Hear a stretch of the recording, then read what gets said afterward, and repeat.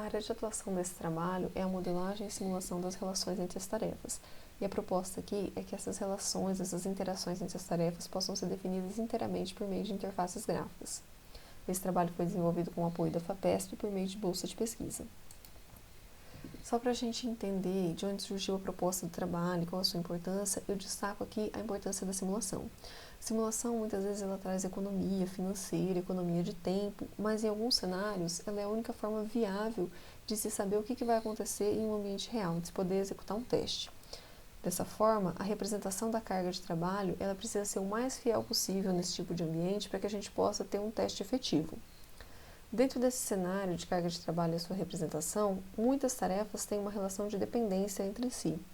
Algumas tarefas dependem das outras para que possa ocorrer, algumas tarefas têm algum relacionamento, algum compartilhamento de recurso entre si, e esse relacionamento de dependência precisa fazer parte do modelo de simulação.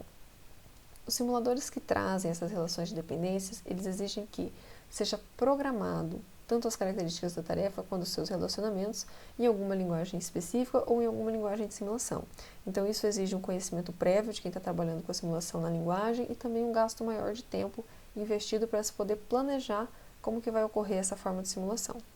Daí surgiu, então, a proposta para esse projeto, que a gente conseguisse colocar todos os relacionamentos de dependência e as interações entre as tarefas diretamente em um modelo gráfico e uma interface, e essa interface pudesse ser entendida pelo simulador e executada, de forma que o usuário não precise programar nenhuma dessas etapas.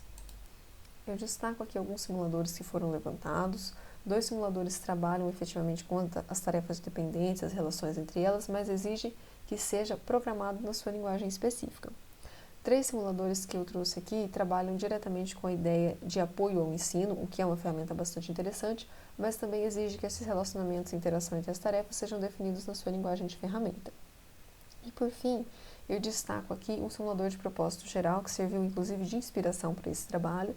Ele não é da área da proposta, o CTTE ele é da engenharia de software, da interação humano-computador, mas ele consegue trazer essas interações, esses relacionamentos para uma interface gráfica em um tipo de simulação na sua finalidade e serviu inclusive de inspiração para a colocação dessa proposta.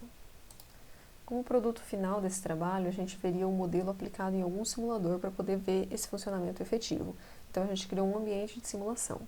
Foram escolhidos os sistemas de tempo real, principalmente porque as suas relações de concorrência e dependência entre as suas tarefas se alinhavam perfeitamente às propostas do trabalho para a gente poder validar essas relações. E, além disso, já pertencia ao grupo o RTSim, que era um simulador para sistemas de tempo real, onde ele executava os escalonamentos, foi criado inicialmente para fins didáticos, mas ele era uma ferramenta completa, só que tinha exatamente essa deficiência que estava sendo tratada aqui. Ele conseguia trabalhar apenas com tarefas independentes, não conseguia modelar essas relações de dependência, de compartilhamento de recurso. Então, a gente conseguiria atender essa deficiência dentro da interação de tarefas. Inicialmente foram definidos então os ícones que estariam representando aqui os elementos que poderiam ser tratados no modelo. Foram definidos 5 elementos que eu vou explicar no slide seguinte, e todos esses ícones são dispostos, por definição do modelo, na forma de uma árvore hierárquica. Essa árvore vai ficar um pouco mais claro quando eu mostrar os exemplos, mas ela permite que o modelo interprete melhor os relacionamentos e que seja mais fácil até para o usuário estar colocando essas relações.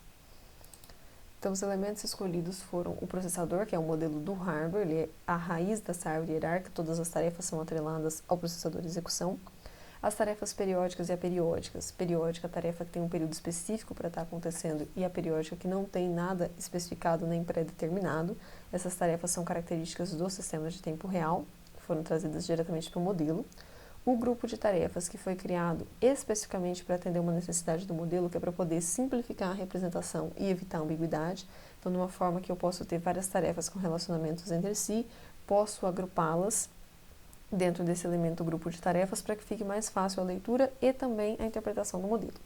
E o recurso não especificado, que é qualquer recurso genérico do sistema que possa ser compartilhado entre as tarefas. Além disso, foram definidos os operadores para representar as relações, foram definidas 5 relações no modelo, sendo precedência, que é onde a tarefa A obrigatoriamente acontece antes da tarefa B, para que a tarefa B seja autorizada a acontecer. A precedência com troca de mensagem, que é quando a tarefa A acontece antes da B na mesma relação de precedência, mas há uma troca de informação entre elas. A prioridade, que é muito característica dos sistemas de tempo real, é uma pré-determinação de uma ordem de execução, o paralelismo, que é a representação de tarefas que acontecem ao mesmo tempo, e a independência de ordem, que são as tarefas mutuamente exclusivas. Elas não têm nenhuma relação de precedência, mas elas obrigatoriamente não acontecem ao mesmo tempo. Aqui eu trouxe um modelo já compondo a interface do simulador. Então, na parte central, a gente consegue ver as tarefas colocadas na forma de uma árvore. O processador é o elemento 1. Atrelado a ele estão as tarefas 0 e 2, já colocadas com um relacionamento entre elas. Então, é dessa forma que faz a combinação no modelo. E o painel esquerdo acaba sendo as características que a gente vai utilizar para a simulação. São as características particulares de cada tarefa, como carga, tempo de chegada, algum deadline que é muito utilizado no sistema de tempo real. Então, todos esses parâmetros eles são compilados, interpretados pelo modelo, para que eles possam ser executados no simulador. Eu trouxe aqui um exemplo com 3 tarefas que foi executado no simulador RTSim. Então, ao final desse modelo foi feito um escalonamento com as tarefas. Eu defini 3 tarefas com algumas características e estabeleci que P1 precederia P2 e P3, obrigatoriamente, e P2 e P3 teriam apenas relação de prioridade entre si. Então, aí na parte direita da tela está colocado o modelo, já com os processadores e as tarefas. Aqui eu até trouxe um exemplo de um grupo de tarefas, para ele poder alinhar todas essas tarefas que têm uma relação de precedência. Então, a leitura seria que a tarefa 1 precede todas as tarefas do grupo 4, e dentro do grupo 4 estão as tarefas 2 e 3. Então, a gente consegue melhorar a interpretação do modelo. Toda essa colocação de tarefas é passada para o escalonador, interpretada, e a gente consegue ver o resultado no simulador em algum escalonamento escolhido. Aqui eu coloquei como exemplo o escalonamento taxa monotônica. A parte A é o resultado do escalonamento respeitando as definições do modelo. Pode ver que a tarefa P1, que precederia todas, é a primeira a executar. E a parte B eu deixei como curiosidade, para que a gente possa observar o taxa monotônica funcionando se não houvesse a definição do modelo, com as tarefas independentes. Então, a gente pode ver os benefícios que trouxe dessa interpretação do modelo.